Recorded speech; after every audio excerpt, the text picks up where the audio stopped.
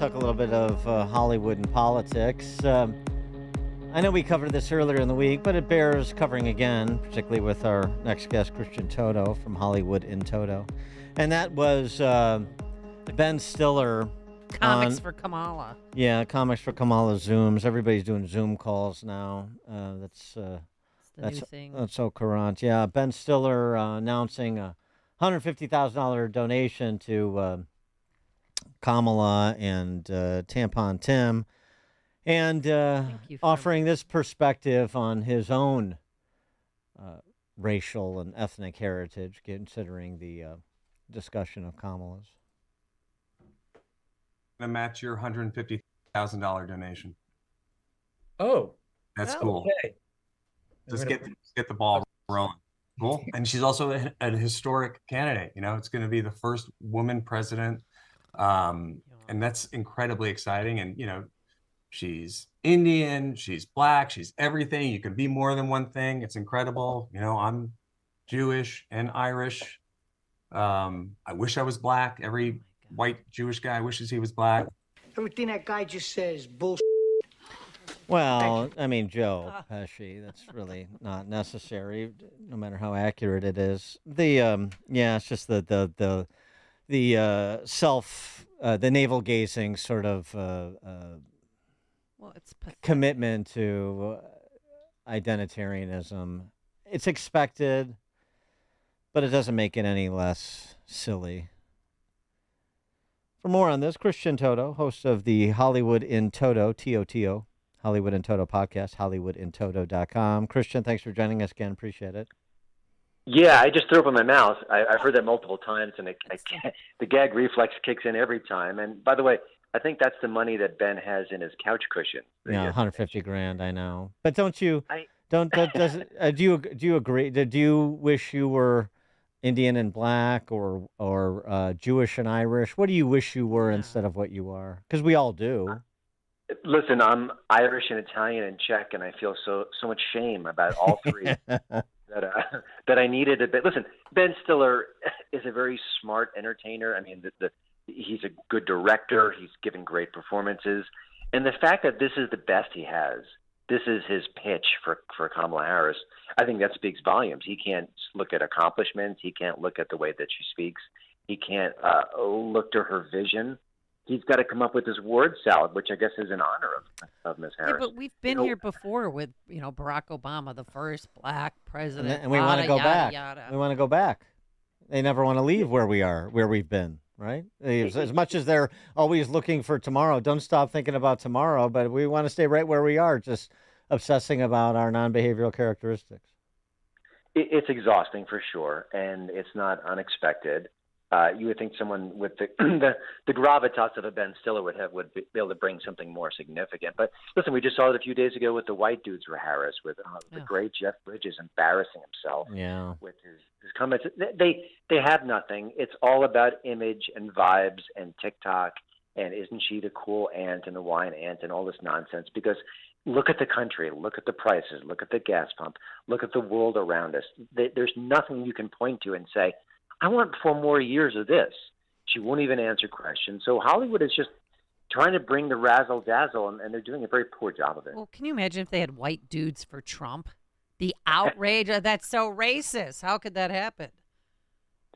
Yeah, the double standards are off the charts. And also, if I was a woke black person, I would be offended by Ben Stiller saying, listen, you don't know our suffering, you don't know our pain, you don't know what we've been through, you don't know the racism we feel on a daily basis, and you saying you want to be black? Like even just frame it that way, what he said is completely absurd. Well, who really wants to be Irish, though? I mean, I understand that part of it, yeah. But so here's the thing. The Hollywood influence in politics. I mean, all these Zoom calls and the Connie Brittons and the Jeff Bridges and the Ben Stillers, it's sort of like what they produce now. Everything is reductive of something they've done before. There's nothing new to it.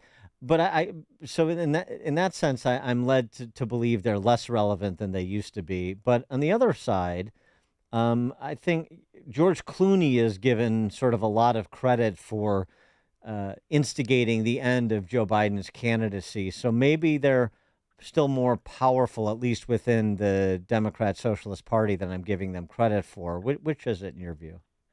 Yeah, it's a little bit of both for sure. I mean, I think the average celebrity coming out with these bizarre proclamations, I don't think that moves the needle an iota. But a George Clooney in the New York Times saying something that everyone is thinking about, then that has a little bit of sway. And, so I think it's case by case. But I think the biggest shoe to drop will be Taylor Swift. She has gone from being apolitical to being fairly aggressively liberal and political, to spending the last year and a half being the biggest celebrity on the planet and being apolitical. And now the pressure will be on. Can she say no to promoting the first female president? So that's going to be fascinating to watch, how long she waits before she pushes that narrative. But she's one of the few people who I think can change a few hearts and minds, can maybe make some people open their wallets. But it also could hurt her brand, because I think a lot of her fans are blue-collar, middle-class people, and they've been pummeled by the Harris administration. Yeah, I mean, dare I cross swords with the Taylor Swift and the Travis Kelce too, that power couple. But she's a childless cat lady in the making, and I'm sure if Planned Parenthood could put together a deal like Pfizer did, I'm sure Travis Kelce will put a vagina hat on his head and start promoting abortion. And by the way, one thing I've been thinking about recently is we're seeing all these different celebrities come out for Kamala Harris. Where was this support for Biden? I mean, they all knew on some level that he was diminished and he was an embarrassment. So they all basically laid low, with a few exceptions like Clooney and Colbert doing those fundraisers. But as soon as they switched the person at the top of the ticket, all the celebrities came out. So I think that's kind of a quiet admission that they all knew that Biden was terrible, a bad president, and mentally, declining. So I think that's something that hasn't been discussed enough. But George Clooney started all this with the op-ed. I mean, he was the first one to get out there after that $30 million fundraiser in Los Angeles, right? I know, yeah, but who really started? They move in concert with one another. I don't think he jumped without looking, right? But also, listen, his op-ed came out after the disastrous debate, after they could no longer hide who Biden is. So Biden, Clooney went to that fundraiser, yucked it up, collected all that cash, saw Biden as being extremely diminished, and said nothing until it was politically astute for him to say something. So, Clooney should be shamed for that, honestly, because he wasn't a true patriot. He didn't blow the whistle on his own party. He didn't say, hey, we got to do something. I've seen the president, and he's not well. He waited until it was time to push Biden aside. Remember, it was all cheap fakes. They kept saying that. If we were showing a diminished Biden, then we were the fake news. We trust your artistic eye, and I've been a little bit busy, so I haven't been able to keep up with some of the new releases and new shows, looking for some of both. I mean, I see like Wolverine and Deadpool. I'm like, oh gosh. Kate Blanchett is playing a bounty hunter. I mean, have we really come to that? That's the best they can come up with for Kate Blanchett. So what do we have? Give us some breads and circuses to enjoy, Christian. Sure. Well, you mentioned Deadpool and Wolverine. It is a lot of fun.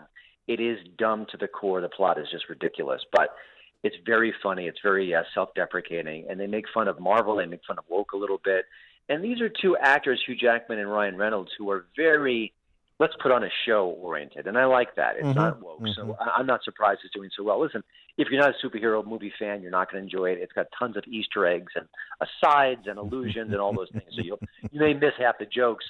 One movie that I found surprisingly charming was Beverly Hills Cop Axel F, and I thought, really, gosh, a sequel to this franchise 30 years later.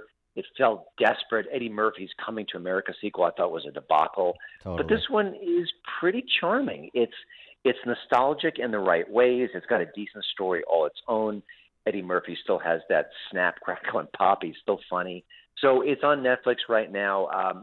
Be cynical all you want. I was too, but I thought that was a pleasant surprise this summer. I'll give Eddie Murphy a chance because, I mean, he does. He's just got the gift. I mean, when he came back and did Dolomite after a long layoff, not family friendly, but he was brilliant in it. I mean, he was hilarious. It was really good. Yeah, He's uniquely gifted as a comic actor, and I think Hollywood just doesn't give him enough good scripts. And maybe that's on him. He should be seeking out, talented, unknown comic writers to kind of bring him something of consequence. But he's the best. He's always been the best. He also makes a lot of very bad movies. I don't know if we've ever talked about this genre of film, but it's one I have an affinity for, and it speaks to the darkness in my heart, Christian. But I'm looking at this sort of new below the fold slasher movie called In a Violent Nature, and it's gotten pretty good reviews. And I wanted to get your take on that. And I don't know if that's a genre you like, though. You seem like a more joyful person, like Kamala Harris. Nope, it's my favorite genre by far. Oh, really? Oh, you two are going to get along beautifully. Great. I'll just leave the In a conversation, have a good time. It's a half an excellent movie and half a terrible movie. It's very distinctive. It's very deliberate. It can be very slow. It has a few really powerful scenes. So ratchet down your expectations, but it is a little bit different kind of slasher movie.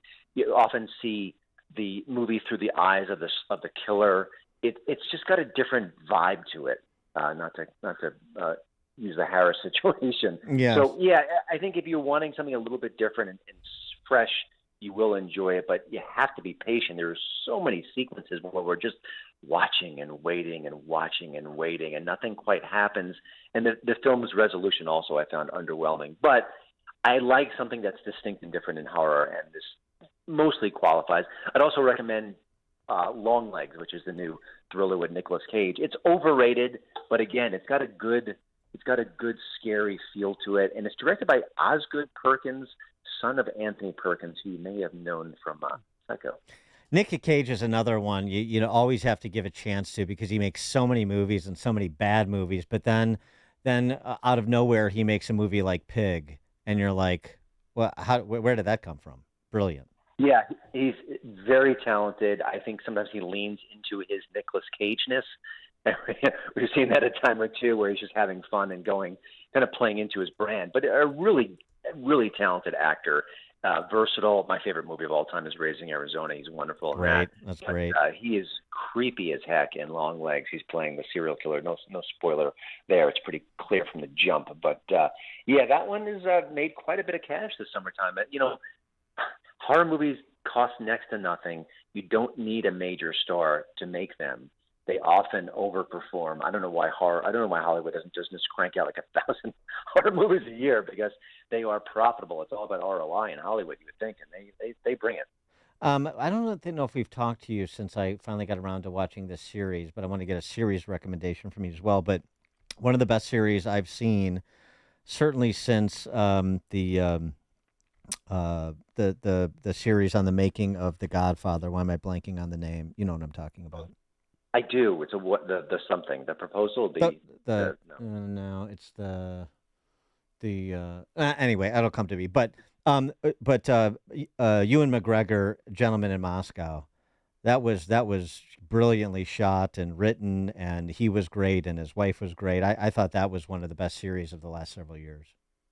I haven't seen it. I tend to watch more movies than anything else, just because I kind of have to feed the beast of the website and the podcast, and that's top priority for me. But there are so many good TV shows that are well written, beautifully performed, unique. I think a lot of the great writing is just on TV right now. I think a lot of the movie writing can be hackneyed or woke or just predictable or just underwhelming, and it's shocking sometimes how beautifully crafted, and listen to all the good actors go to TV. There's no stigma to that anymore. I was growing up, it was you were a TV actor and a movie actor, and never the twain shall meet. But now, Nicole Kidman, Hugh Grant, Ewan McGregor, they're happy to do these TV shows because the writing is just so good. So by the way, The Godfather, The Offer. But give us a series recommendation. It's funny, right now I'm rewatching The Sopranos, which everyone in the world knows is the greatest show ever. Don't tell me how it ends. Mm-hmm. Yes, right. Yeah, right. There's a Journey song involved. I will say there's a show, and Hugh Grant and Nicole Kidman, it's a 2-word title. It came out maybe 2 or 3 years ago. It's a limited series, maybe 6 episodes. And it was wonderful. It was about a doctor who's accused of killing his mistress, Yep. And you have to just go IMDb and Google Hugh Grant and Nicole Kidman. It was just I wonderful. saw it. The Undoing. I saw it. It was good. The Undoing, yes. Mhm. And Hugh Grant came of age as this sort of good-looking, silly, frothy rom-com guy. He has emerged as just a spectacular actor. He is menacing. He's interesting. He's dark. He's complicated. I've loved watching his career blossom in the last few years, and that's a wonderful show. Yeah, I think things got better for him after he got caught with that prostitute. I think that was the watershed moment for him. Turning point for a lot of guys. Too, Yeah. you No, know, it's just how it it's a real springboard. Christian Toto is host of the Hollywood in Toto podcast. Hollywood in Toto, TOTO.com. HollywoodinToto.com. Christian, thanks as always. Appreciate it. My pleasure. And he joined us on our turnkey.pro answer line. Connect with Dan and Amy using the AM560 mobile app. Download it today at 560theanswer.com/mobile. This is Sean Thompson. When you go on vacation, does it make sense to have somebody else pack for you? Of course not. The same can be said for your retirement. Your 401k could be packed with things you don't know about or even need. If you're close to retirement, but you don't have a plan customized to your goals, it's like kind of taking a 30-year vacation with no idea what's in the suitcase. Sounds like a stressful way to begin what should be a relaxing time. Tom Fortino at Alpha Wealth Group can help you unpack your savings and build a plan to reduce future taxes, address Social Security and healthcare, and a whole lot more, all with a clear, defined income strategy. Call the Alpha Wealth Group at 630-934-1855. Ask for the complimentary retirement plan. That's